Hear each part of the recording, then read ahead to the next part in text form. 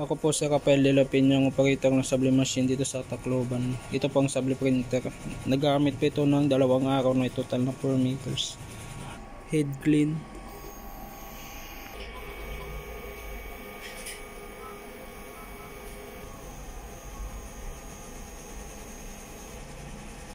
After head clean, punasan ng wiper at capping.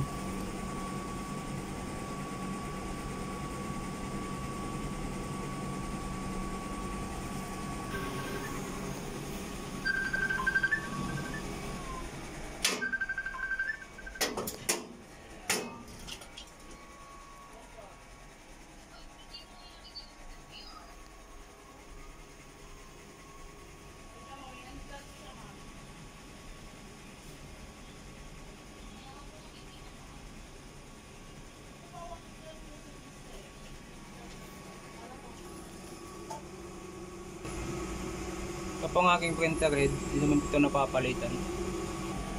Capping. Ito naman po ang ink tank area, tama lang po ang level. EBR, wire, daily checklist. Dito naman po nakalagay aming stocks.